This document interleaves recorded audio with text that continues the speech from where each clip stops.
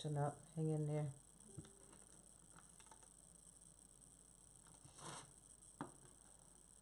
All right, maybe that's a little better.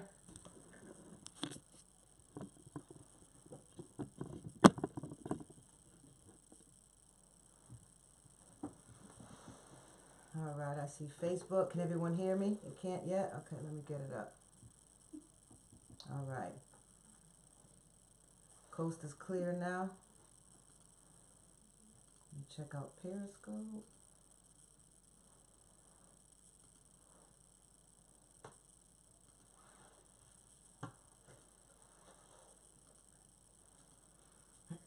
All right, live on Periscope. Good evening. I see hearts already. Good feedback on my end, but it should be absorbing it from you guys in. It's coming. Do you hear me okay? Good, very good. Thank you for the hands up. We're working it out today.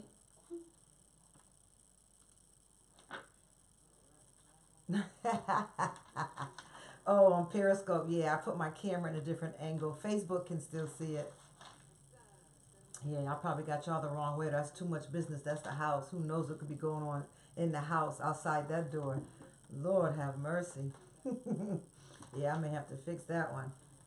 Have somebody walking by the door in their PJs or something, if you get my drift. Well, welcome. Good to see you, Biggs. Glory 888. And I know I saw Vanessa, says 16 people, but those are the only ones for some reason I'm only able to see on Periscope. So welcome in. Hello, everyone. Facebook is doing its thing tonight. We're not blocked tonight, huh? We're not going to let it block us tonight. If you can, take a moment, share it across your page. Let's let everyone know we're here. See if I can adjust this Periscope picture a little bit. Spare my family some drama.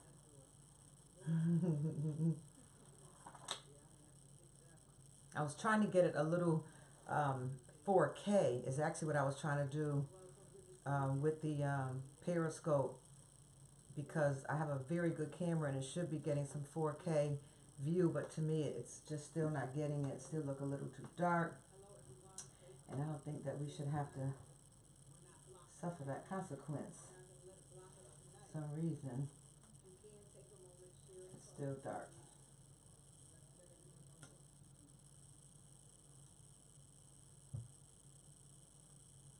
Let's see if this backlighting gives us any more. I think it made it darker. Well, how's everyone doing with their homework? That was quite interesting stuff, huh? Wouldn't you say? Quite interesting stuff. Got my journal. Doing a little bit of this work in it myself. Heavy stuff.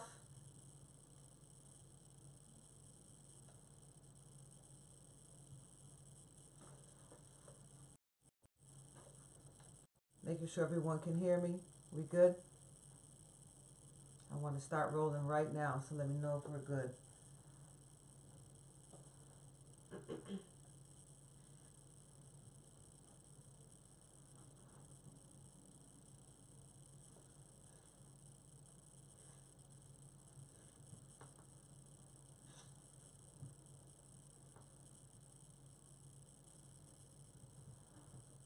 Yeah, it's going to change a couple times. It's rotating, trying to find the best light. It's coming. Give Periscope a minute, guys, and we're going to jump in. I hope you have your homework out. Good evening. Yes, they said the homework is very interesting. Getting mines done. All right. Reverend Trish hosted a watch party on her end. Almost looks like daytime there. Now I got it much, much lighter. Now let's see how we're going to look as soon as the camera catches up with what I'm doing now, and we can go. All right, team. Welcome. So good to have everyone on tonight. We moved very, very fast tonight. Getting everyone in. Hello, hello, hello, hello. See some names in here I haven't seen in a couple of weeks or so, but good to see you here. So, this homework, huh? What about this homework? What a trip this homework is. I don't know what to say about it. But I started mine a detox kind of day. I understand. I started mine and yeah. So let me just round out to help you if you had any issues trying to understand your homework, getting the journal together. Let me help you understand how we set it up. So first we have to do our 5 interviews and our 10 questions. 5 interviews, 10 questions. And then we're moving on to our defining moments. How many defining moments? We have 10 defining moments. And then next, I believe we're on 7 critical choices and 5 pivotal people. Very interesting. So for our defining moments, we're working it through life stages. Life stages 1 through 5, 6 through 12, 13 through 20, 21 through 38, 39 through 55. And for each life stage, we have to define a moment that was pivotal, that was critical, that was either just something that stood out, something that was traumatic, maybe something maybe that was very pleasurable, maybe. And not everyone has a bad memory at every year, but it's something that you definitely want to make sure you note it. I shared one with you guys the other night that there's one memory that stands out, and I don't understand I don't feel anything bad towards it. I don't feel anything good towards it, but it's a defining moment. So I believe with the help of the Holy Spirit, God is going to reveal to me why this thought is in my mind as I'm going back over my life stages, pinpointing and specializing in defining moments. So we're going to define a moment for each life stage that I just mentioned. And then our next purpose was to title it. What would we title that life stage? And then after the title, which is usually 1 line, possibly 2, no more than that, then the next thing we were going to do is to make a paragraph out of it. And what was the paragraph is, what is the gist, the gist of what's going on? The gist, the paragraph is the gist of what happened. Write it out, make a little more sense about it. And then our next step was to try to identify the before and after effects. How do you remember yourself being before the defining moment? And then what do you recall was different about you after that moment? And then once we got through that for each of those life stages, I'm working 1 right now because that's the most conscious memory that I have right now. The rest of them, I can't get them together yet. So after that, breaking them down in life stages, and then we have to then begin to write down their long-term residual effect, which is where I believe we are tonight. Long-term residual effect. Looking for the pattern. How has it affected you long-term? Again, for those who are just joining or catching in with us, I use that example about the swimming pool, and the long-term residual effects is not just now only a fear of water. I believe that is the day that fear began to grip my life and cause me to think and fear something, usually fear the worst of something before I actually go for it, whether it's relationship, whether it's a job, whether it's me going out somewhere by myself. I have to work through these emotions because fear gripped me on that day. And it's not just a fear of water. Fear came in, and definitely of water. But when fear comes in, it comes in to take up every space that it can in your life. Then the next thing we're instructed to do is why you think the defining moment clarified or distorted your authentic self. Why do you think the defining moment clarified or distorted your authentic truth? One of mine was, I was terribly embarrassed, and I don't want to feel that level of embarrassment ever again. However, I do want to say that has happened in my life again, where I've had a heavy layer of embarrassment, and I actually was able to handle it very well. And I've learned to laugh at myself. Stop taking yourself so serious, stop being so critical with yourself. Learn to laugh at yourself, and then things actually do get better for you. Facebook doesn't look really good, though, for some reason. And it's this new phone somebody talked me into getting. Are you on Facebook? No. No.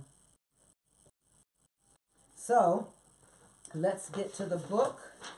And then the fifth part of this is with your presentation, with your present day perspective. Let me fix my own writing. With your present day perspective, has it been interpreted accurately, exaggerated, or distorted? That's the fifth point. The sixth point, still working on one defining moment, or if you have 20 defining moments. The sixth test we have to run it by. Are you going to keep it or reject it? I love it because Dr. Phil came up with keep or reject, and I call it truth or trash. So, we're right on target here. Keep it or reject it. How, regarding your concept of self, how this altered your self-concept. Is this something that you're going to keep? Did it affect you positively? Did it awaken you, take you out of naivety? Or did it cause you to be very suspicious and paranoid and defensive like we talked about last night? Therefore, you don't want to keep it. So is it a truth or is it a trash? Are you going to keep this affect to your self-image or are you going to get rid of it? And the last step was identify the overall trend or pattern in your life. This is to make sure that it's we are able to, balance it out on the scales. Is it a good affect and also maybe a not so good affect, and that one we want to work on? Then we want to make sure we do it. But we want to look for the pattern. Why are you dating the kind of people that you date? Why did you choose to marry the kind of person that you married? Why do you stay single? Why are you so easy to sleep around? Why are you so frigid? Why do you have to go and spend money when you're feeling down? Why is it that you have to numb yourself through alcohol, drugs, or just sleeping medications to go to bed at night? What is it that this has altered in you that we can easily handle? We can easily handle this and make the correct fix and get your life back on track the way it needs to be. So these are easy things that we can actually handle, guys. Easy. Sorry, messing around too much here. Thank you. Actually, I pulled it with this, but I just see Periscope is still so dark. I wanted to lighten it up. All that person's fault. There's backlight, but I don't see much. All right, let's go. Let's pull a name. Miss Percy. I cleaned up over here today. I don't know what I did with the bag. You see Right it? there Where? on the counter. Told you I cleaned up. I have order, even in my dysfunction. That's something we can make for a defining moment, right? I have order, even in my dysfunction. Even in my, I know what things are. Yes, ma'am.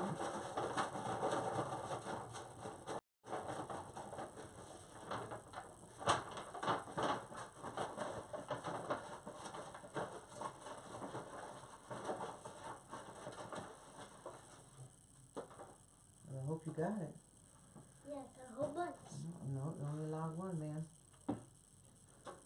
If this is the person who did another review. And tonight's winner is Jerry Howard, Minister Jerry Howard. I think she is a Facebook viewer. If you're out there, please put across the screen tonight. They're all saying hi to you, and they're all saying hi to Kiosha. If you're out there tonight, Jerry Howard, just let us know. I'm a winner. It's me. It's me. Make a lot of noise like if you was running down on The Price is Right. Go ahead. This is the time you can get ghetto if you want to. Act up. You won, Jerry Howard. Beautiful. All right. Come on. Go.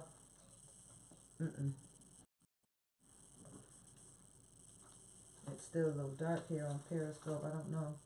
I don't know.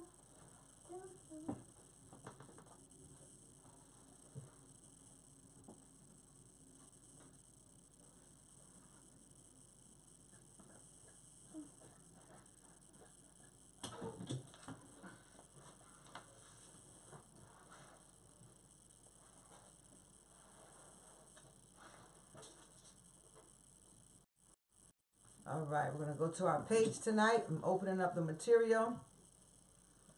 Let's see if I thought I had a testimony here earlier. Can't wait till we have one night where we have you guys call in, because I really want to hear what your experience is with your homework, because I know it's tripping me out.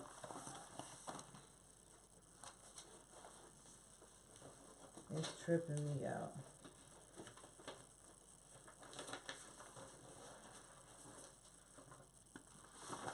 I've got someone in my studio audience tonight. How exciting is that? All right, I do have a testimony. And I think I have just one tonight. Let me make sure. Yep, just one. All right, let's go on and share the testimony. Good afternoon. I felt it so strongly in my spirit this morning to share this. As I lay on my back with so much running through my head and tears seeping through my eyes, all I would think about was I didn't want to be home in this house. I didn't want to be at my mother's house. I just didn't want to be here. The night before, I had overdosed on depression and anxiety medication, but somehow I opened my eyes that following morning. The medication that my doctor had prescribed to help me now had me hallucinating, shaking my head. I remember the many voices in my head screaming at me to jump over the bridge. I drove myself to the ER that morning and explained what was going on. I spent the next week on the psych floor. During this time, I felt so sick. With a room full of people, I just felt so alone. I couldn't believe I allowed this toxic marriage to overtake me. But now I have realized it was much more than that.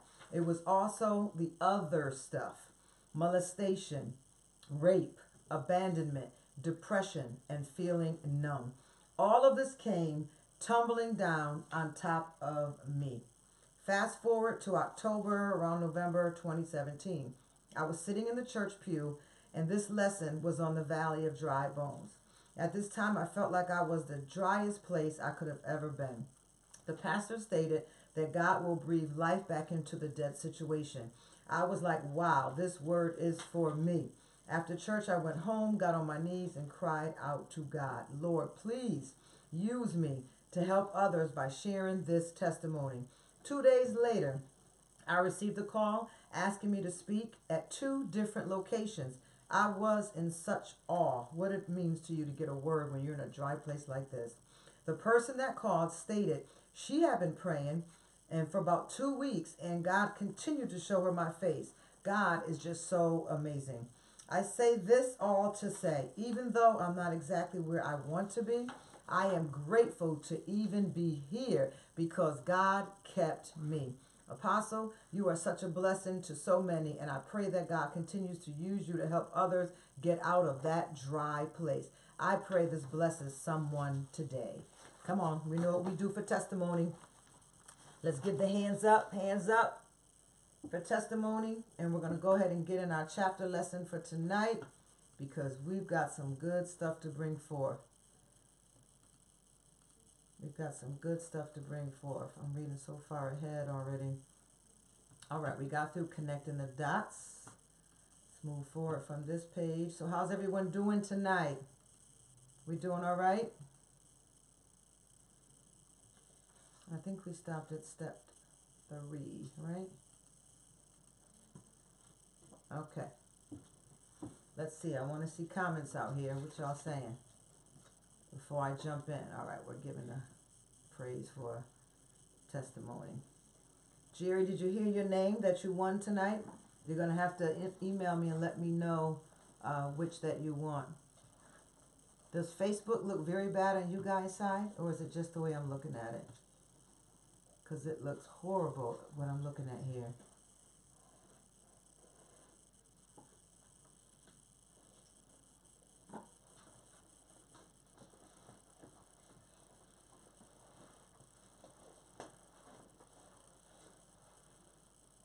Do you have your phone? I can get it. Yeah, look at Facebook for me. I can only look at Periscope. Oh, you're not a Facebooker. It looks horrible. Look how it looks on my screen. Oh, yeah. But look at the phone clarity. All right, so we're going to start with step 3. Let me just, I kind of went over it a little bit already. And we're talking about our defining moments. You have to list your defining moments and describe each defining moment in one brief paragraph. That was our step 1. And I explained how it works. Catch last night if you need to catch up with us. Step 2, for each defining moment, identify the before and the after in your self-concept. What aspect or dimension of your self-concept was involved in or affected by that defining moment?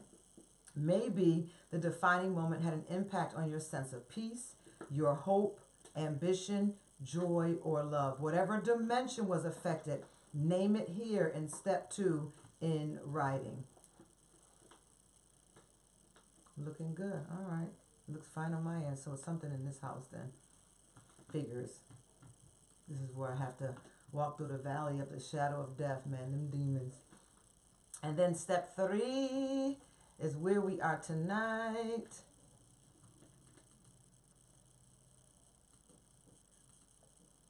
Boom. Write a paragraph to describe the long-term residual effect of that defining moment. Yeah, that's how it looks on my side, Sylvia. It looks very, very fuzzy. But I'm glad at least you can hear me. That's more important. Write a paragraph to describe the long-term residual effects of that defining moment.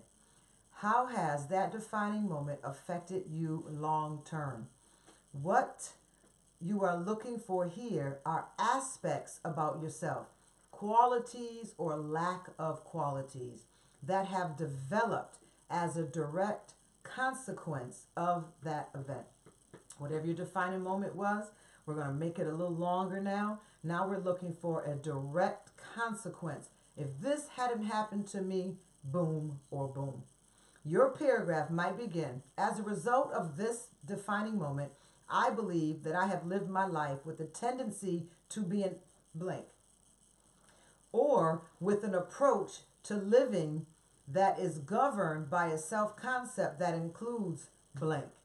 My own paragraph, for example, this is the author, might start out like this. As a result of my experience in 5th grade, I became somewhat cynical, but also very self-reliant. I don't have a blind trust of authority. I firmly believe that I don't stand up for myself.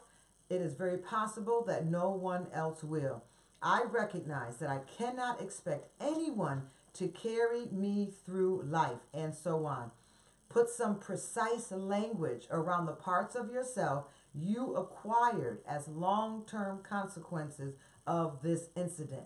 How has it defined you? Someone had even written into me and said, well, what about if it's the family you're born into? It's just the whole 18 years of your life with the family that you were born into. I said, well, write out the parts of those 18 years that stand out, because the things that stand out are the things that are unfinished business. Step 4, write down how and why you think the defining moment either clarified or distorted your authentic self. How did this defining moment clarify or distort you from who you were originally? As an example of the approach you might take here, I can tell you that my own experience in the 5th grade clarified for me that I was a good and decent person with a degree of courage about my convictions. See, it's good. That's why we're taking the 10 questions and interviewing 5 people, and we're giving them 10 questions that we're asking them to answer about ourselves, very specific with concrete examples, because some people really feel yucky. They feel really disgusting every day of their life. And it is good to hear what people see. It's awakening. Trust me, I did this years ago, and I was surprised. I've never heard the words from people that I'm with a few times a week. But when I gave them this interview to do and they fed me this information back, I couldn't believe that that's how they saw me, because they had never mentioned it to me before. So the fact that someone has to focus on you and actually answer specific questions, you're going to get a lot of information that everyday people may not have ever told you, and you've been around them for years. So you need to learn something about yourself. And what this author is speaking about here that he learned is that he started out a good person. He wasn't always defensive, mistrusting. You know, maybe this person is now a manipulator because they have to manipulate relationships to keep people around them because they don't believe that anybody would ever want to be around someone like them. It's good to hear from people, or yourself in this case, what you were like before your defining moment. That I was a good person. I did like hugs. I did like being around people that laughed and joked. I did like to shop. I used to like to read, you know, to bring up some memories on who you were before this thing came in your life. And for you to recognize it, not just someone else to recognize it, but for you to recognize, you know what? I did like to dress up, and I did like to keep my room clean. And, you know, some of these incidents, as deep as it may sound, but some of these incidents, I've been around people who have actually had nervous breakdowns in their life, but kept going. And they've never seen a psychiatrist. They've never seen any kind of medical doctor. They never sought out any kind of psychological counseling or diagnosis, and, you know, some strategies to get back on board, where they actually, you know, split. They cracked. Not as in bipolar split, but a part of them has cracked under the pressure and under the stress. And a lot of people nowadays are being diagnosed and recognized for having PTSD. But I believe some have even gone over the line further than that. I'm not a medical doctor. I'm not interested in prescribing you any medications or giving you any medical diagnosis. That's an area that doesn't belong to me. But the area that does belong to me, there are things that you can check out about yourself. Some behaviors, has your handwriting changed? Is there a shake you haven't noticed? There's things that you can check about yourself and kind of make you question, well, maybe I should go see a medical person because there's some things about me that maybe I did have a nervous breakdown.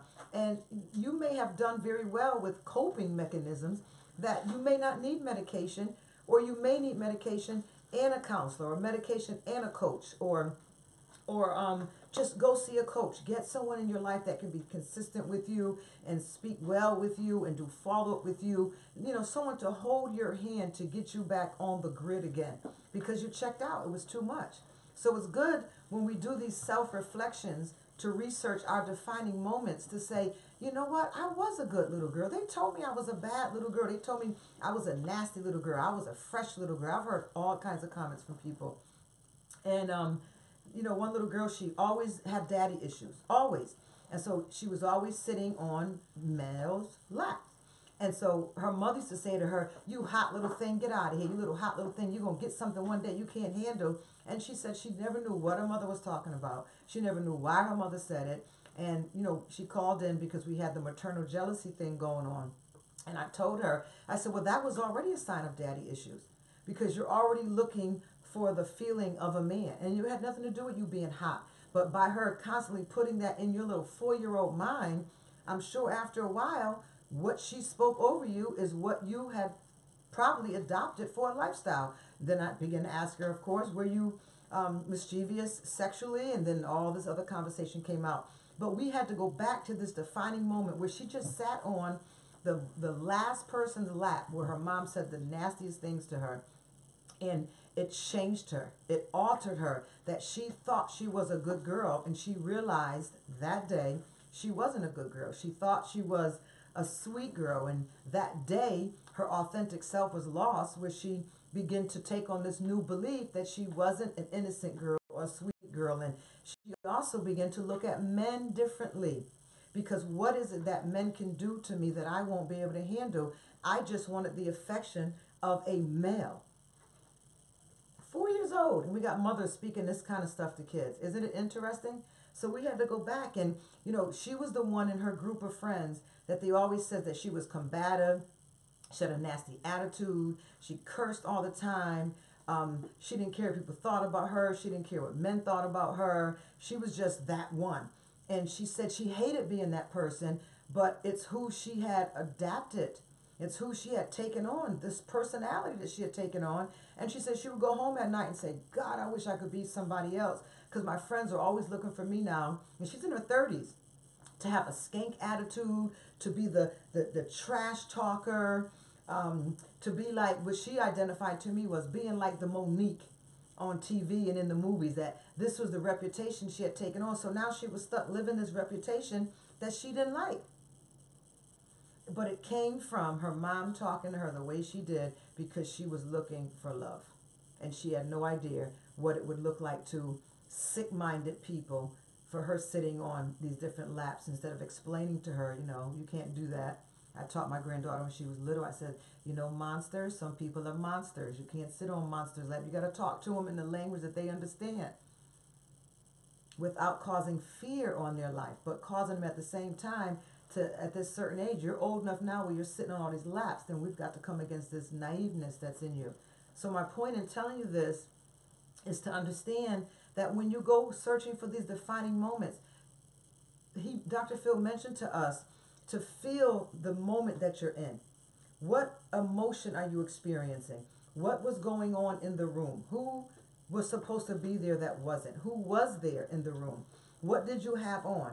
Were there any smells, any pictures on the wall, any plants that you remember? Get back in that moment so that you can realize how happy you were before this stuff was going on in your life, so you can authentically and boldly take on the personality that came from Jesus Christ and not the one that came from the word curses and the misunderstandings, the abandonment. People are saying that they can relate. Very good. Very, very heavy. Couldn't see you on Facebook, so you had to come over here. Well, I'm glad you're here. I don't know what's going on Facebook tonight with the brand new phone. So that's what he wants us to do. How did it affect us? What was the defining moment that you lived through that affected you in this way? And then the fourth step, write down how and why you think the defining moment either clarified or distorted your authentic self. And to give a good example, we learned something about ourselves and others in that defining moment. What did you learn about others in that defining moment? What did you learn about others? Because how you see men or women or adults or leaderships or uncles and aunties, is going to make a really big difference in your life. We're finishing on page 120, number 4. He says, I saw that in a conflict of them versus me, the me would survive. The tremendous sense of peace I got from that discovery was a very affirming message to me from my authentic self. Negative event, but positive effect. That's the story again he's given about the teachers. He said it did have a negative effect, a negative event, but it had a powerful effect on him. And the powerful effect was that he has a sense of peace now, of the discovery that he has, that it is okay to protect himself. And a lot of us don't do it. Number 5, review your interpretation of and reaction to the defining moment. Decide whether or not you believe your interpretation was and is accurate. Look back over your answers to questions 2, 3, and 4. As you review those answers, do so with the advantages of your present day perspective. Let me explain it. Examine them with the time, objectivity, maturity, and experience that you lacked when you were in the midst of that defining moment. Now ask, how was my interpretation of this defining moment been accurate? Or have I exaggerated or distorted it in some way? This is the point. Very good. Pastor D says negative or positive. You're looking now to find out if there's any distortion in this truth. Is there any exaggeration? Because when you tell the story over and over and over again, you may find out that because you've told it over so many times that it's actually, you blew it up, you exaggerate it. Now all of a sudden there was no lights on in the room where before it was a red light on in the room. And, when you tell stories over and over again, he taught us that early when he just completely talked to us through 2 chapters that we are very bad historians, but emotionally we can sure tell a story. So that's why he wanted us to search for the emotions, because he wants us to make sure that we're not exaggerating something because we were emotionally affected by this. I'm still trying to help Periscope because that is horrible. Facebook or Periscope? I'm sorry, yeah, Facebook, Periscope. It's just dark, but it's there. So it's pretty deep, guys. It's pretty deep.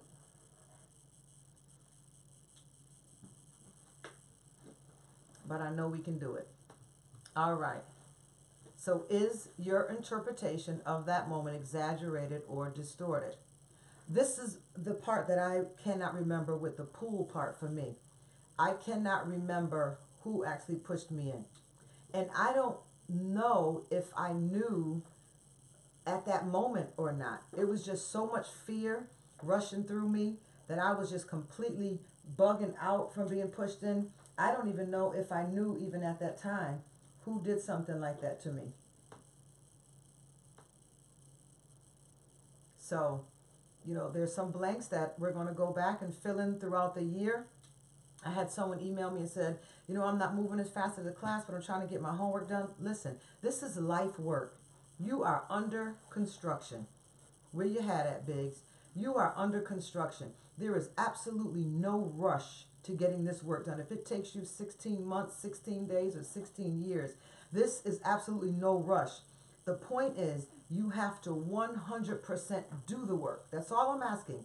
100% do this work, because that's going to make the difference in your life. But don't get caught up worrying about how fast you're keeping up. I'm only working on one defining moment. I haven't even listed one throughout each life state. I'm working one.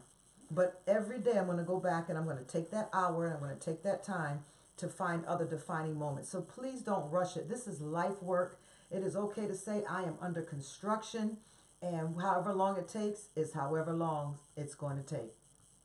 So he says, take some time now to check your characterization of your defining moment. Were you really the victim you believed you were? It's not taking your story out of context.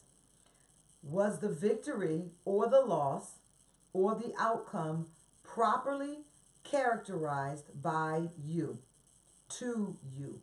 If you've been BSing yourself about this defining moment, now is the time to acknowledge it in writing. Now is the time to acknowledge it in writing. Because y'all know some of these stories, we were so hurt by people, and sometimes we just wanted attention from other family members that we blew the story out of proportion.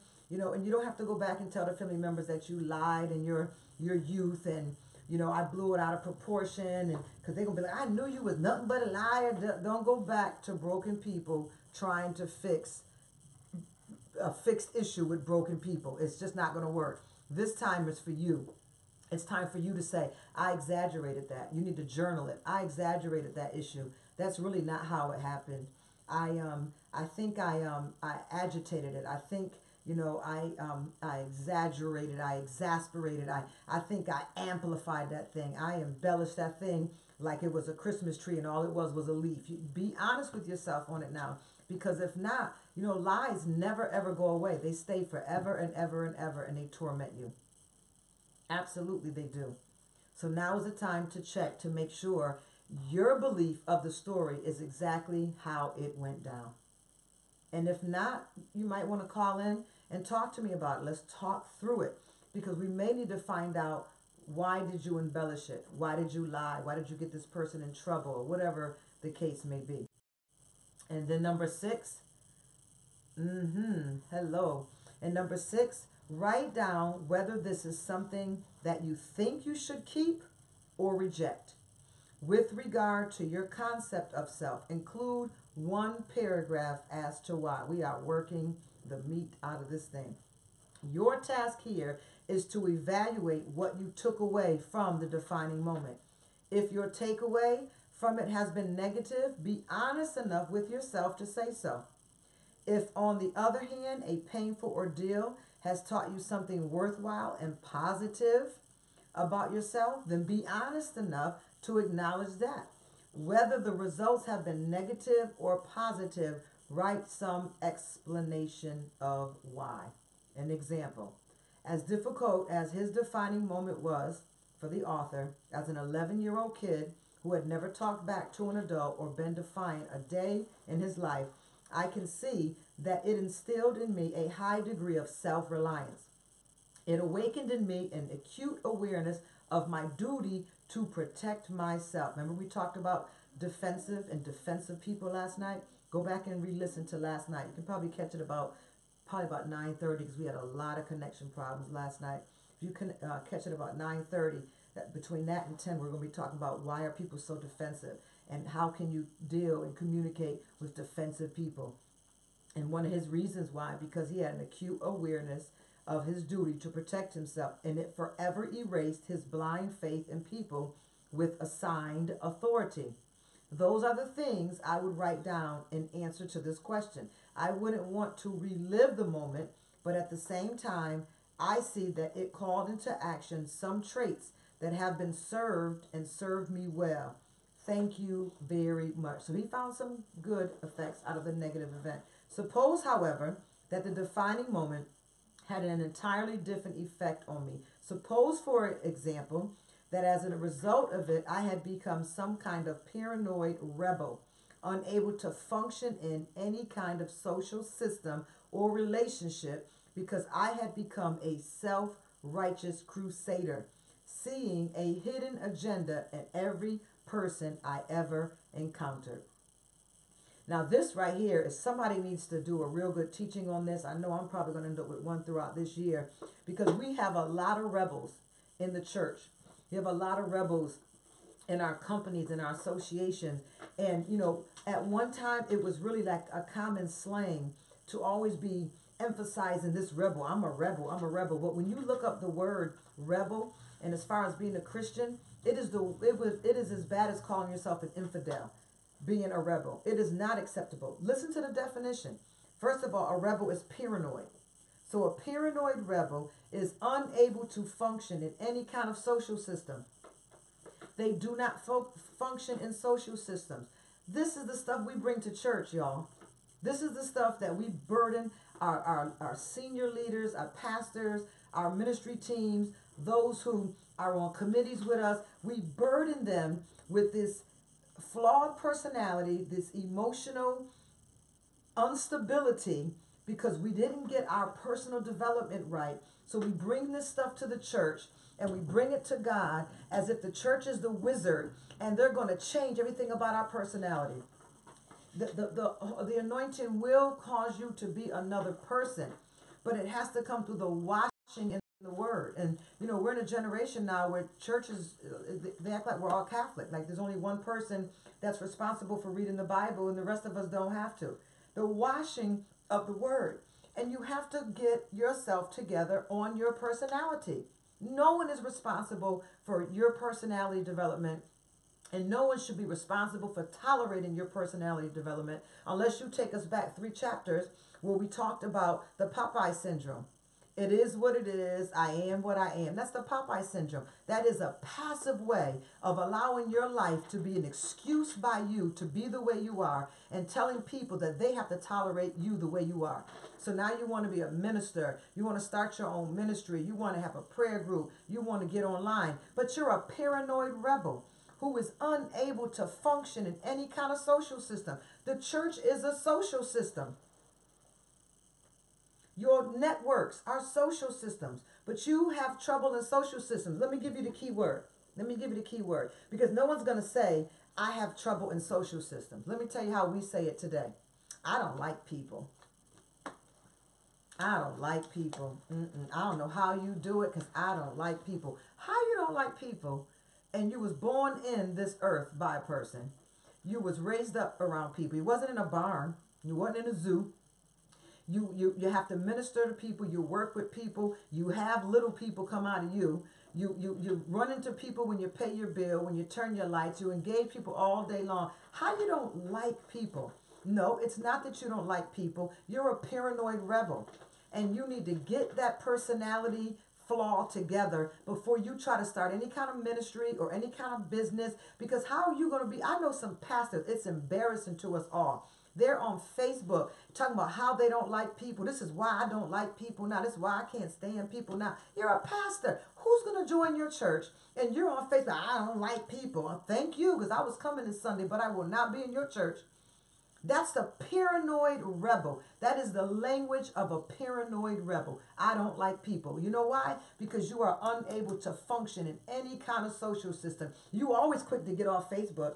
It's all you got to do is just not turn it on one day. You don't have power. You don't have control and discipline over yourself. Just don't get on it that day. When I read so much foolishness, I have to take a break. And I don't go out to tell them, I'm taking a break from Facebook. I don't have to tell about, let me be easy for a couple of days. Life is so much bigger than Facebook. It really is. You know, the foggy day, the sunny day, the rainy day, you know, the trees, people walking by. Life has so much more to offer than worrying about what these lonely people on Facebook have or have not going on. You know, you see leaders up one day, down the next, having all kind of events and functions that we shouldn't even be involved in. Sometimes my apostolic anointing, I just can't do it. I just can't do it. I was laughing because Dr. Phil was talking today to a group, and he was telling them they were trying to start up something like a therapy group, but they were hairdressers, and they felt like they were therapists because they sit in the hair salon all day. They have clients that sit in the hair salon doing their hair, so they felt like they were glorified hairdressers but therapists. So they were telling them the dangers of, you know, thinking you can counsel people when you've had no training and so on and so forth. And he began to say that in order to be a coach, your life has to be a change agent. And I began to laugh because that's what I was taught in Apostleship 101. Apostles are change agents, and I never really connected the language, the synonyms of apostles and apostleships to coaching. He said there's no way you can be a coach and not be a change agent. Your whole business, your whole craft, your whole art, your whole practicing is to make change. We are change agents. And he was explaining the difficulties with that. So when I get on here and I see leaders talking foolishness, when I see leaders talking about other leaders, even leaders talking about the president, we all know what's out there and what's going on, but I just think Christians need to do more praying instead of talking on Facebook. I mean, how you got so much time to detect so much stuff and warn us on Facebook, but you ain't down on the floor fixing the issue? I said today, okay, me and my husband want to go on vacation, and I'm trying to book some time in by the time this broadcast ends, right? And I have to be in North Carolina. So I said, now I got to find some days in between that we can go away. Then I said, wait a minute. They're TSA agents not showing up for work, not going to work. What is travel going to be like? And I said, okay, I've got to get my president a message. My president has got to hear that these folks have got to get back to work because it's affecting the economy in the reverse way than he would have expected it to. So do I have contact to the president? Absolutely not. Do I think the president would give two shakes about me? Absolutely not. How do I reach the president? Anybody have an idea? I get down on my knees and I begin to speak. And when I begin to speak, in a couple of days, we're going to see these people going back to work. This is how you reach people in high places. You don't have to get out there. I don't beat that man up for nothing on Facebook. When I have an issue, I take it. If sometimes right when I hear the stuff that he says, I'm like, what he's saying is the truth, but it really shouldn't come out of his mouth. Oh, and I just begin to bind and loose, and I pray wisdom over him. He's our president. And if he's not your president, then you're not an American. I don't care what color you are, what gender you are. We've got to learn to take things to the cross and stop being on Facebook. It's pathetic how we look. So I have my days I have to get off there too. There's some days I look and I'm like, man, if I wasn't a Christian already, I probably wouldn't be a Christian now, because we are some of the most embarrassing, half-saved, religion on the shelf, pick it up when we want to people that I don't know what I would be into. But thank God it's Jesus that saves us and not people. Thank God it's Jesus that cleans us up and not people. Thank God he causes us to triumph and not people, because he's a good, good God. And he has everything in his hands. Isn't that good? That's a wonderful place to be. We are blessed to be able to serve a risen King. And all we've got to do when we want to talk to him is talk to our Father and go ahead and legislate kingdom business and give that president the wisdom that he needs, the direction that he needs, the counsel that he needs. And we do it through the realm of the Spirit. See where y'all done took me? You done brought out the change agent. Now we just connected apostleship with coaching. Now, where am I on this stuff? So he said he would write in there that he was relieved to find out that some of the traits actually served him well. He says, suppose there were some moments that made him a paranoid rebel, unable to function in any kind of social system or relationship because I had become a self-righteous crusader. That's what rebels are. Rebels are self-righteous crusaders. Pastors need to preach this on Sunday because you're not getting anywhere as a paranoid rebel. You're unable to function. You're unable to function in any kind of social system, unable to function in relationships, and you become a self-righteous crusader. You've got to find out, am I a rebel? Am I the one that always feels that I have to go upstream when everything else could be so easy and coming downstream? If a life filled with social upheaval and misery appeared to me to have roots in the defining moment, then I would answer this question by saying so in writing. And I would make it clear that aspects of my self-concept attributed to this defining moment were not worth keeping. I would conclude that this event had not unlocked a part of my authentic self, but had instead become part of my fictional self. The rebel was not who he was. This came as an attribute from the defining moment that he's decided to reject, throw it in the trash instead of in the truth. In that it was the residue of a world that had corrupted my accurate and balanced thinking about myself. I mean, this would be an amazing altar call if the churches just preach on this on Sunday. Just preach on this. I had someone ask me today, how do you let people know that you're changing? Because now what I'm saying, they're not taking me serious. They think that I'm just playing. They think that I'm acting crazy because I'm changing, and they don't know that I'm changing. So what do? So I said, let them know. I just want to let you know that it's not a New Year's resolution. I am really working at changing some things in my life. I believe that some moments in my life changed who I was supposed to be. And I've been doing some work, so I'm sort of under construction. I'm doing some work to get back to who I was so that I can continue my life in authenticity and not, people pleasing or not drama queen or whatever, or don't say anything at all. But they called in wanting to know, how do I let people around me know that I've changed? Because they're going to think I'm phony or they're going to think I'm crazy. And they probably think both already anyway, so I wouldn't worry too much about it. Number 7, our last one for tonight. How are we doing on time? 56 minutes. Reviewing these defining moments as a whole, what has been the bottom line effect on your concept of self, having lived through them? Remember that you need to have answered questions 1 through 6 already for each defining moment before you are able to do this last question. Your goal here is to identify the overall trend or pattern in the 10 or so defining moments that you've identified, looking at all of them as a whole.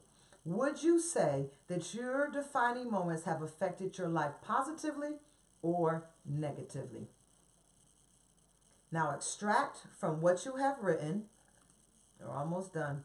Extract from what you have written the words that describe what you have carried with you through life as a result of your defining moment. You are looking for characteristics that you attribute to those moments. He was talking about Ben Franklin would draw T on one side of the T. He would write one set of things. The other side of the T, he would write some other things. And this is what I'm going to tell you now. You are looking for characteristics that you attribute to those moments. On the left side of your T, for example, you might list all your positive qualities, like kind-hearted, generous, thoughtful. But on the right side, you would write all your negative characteristics. Maybe something like fearful, hesitant, bitter, passive. Don't stop filling up this T until you have thoroughly reviewed all of what you wrote for questions 1 through 6. I'd be willing to bet that when you look at your T chart, you see some things about your self-concept with great clarity. For many people, looking at the chart is like having a light bulb switch come on. It's an aha moment. No wonder I'm so mad at the world all the time. No wonder I'm so mistrusting of people all the time. No wonder I have these racial thoughts all the time. No wonder I have these gender issues all the time. No wonder I can't sustain a lasting relationship with the opposite sex. No wonder my relationship with my kids is so awkward and difficult. Honestly and thoroughly, Engaging in this inventory of your defining moments will bring your self-concept into sharp-edged focus. Your fictional self will be more apparent, and you will be a substantial step closer to reconnecting with your authentic self. There was work yet to do in this process of rediscovery. In the meantime, however, trust that you are on the right track. Consider those words, and so life is, come on, the Popeye syndrome, for what they mean in your life. Yes, you have had defining moments. Yes, their consequences flow through your innumerable moments in your life since then. But remember as well that you are in control. You are the manager of your life. Whether and so life is means forever for you is a matter for you alone to decide. You have the power. God did not put his Holy Spirit in some dummy. Use, go forth, achieve, conquer, do great exploits in him. But begin to do the work with your personal development, and you will be there. So I hope to receive some more testimonies for tomorrow. We're finished for tonight. We're going to start chapter 5 tomorrow. We're doing very, very good on time. What are we on? The 17th. So this is the 16th day. And we're on chapter 5. And I think we're going to do pretty good in 2 weeks' time. We should be able to knock it out. So chapter 5, we're going to be talking about tomorrow night. We finished the seven defining moments. Now we're going to do what your 5. Oh, I'm sorry. I'm looking at chapter 5. We worked with we're going to be starting now your 7 critical choices. Your 7 critical choices. Are you ready for 7 critical choices? Man, it is a matter for you alone to decide. Very good. Well, thank you for being on tonight. I hope you enjoyed yourself. I know a lot of y'all have picked up your books. I know my assistant was running around today meeting people who were waiting for books and they haven't come in yet. Minister Jerry Howard, you won tonight, so please make sure you email me and tell me if you want the reading book, the companion, or a journal, and we will make arrangements for you to get those. I thank you for coming on and being with us. We start chapter 5 tomorrow. Be ready to discuss your 7 critical choices that you have made already in your life and how they are affecting today and what we may or may not want to do with them. All right, let's go. Are you ready? 1, 2, 3. I wish above all things that you prosper and be in good health, even as your soul prospers. God bless you, and good night, everybody.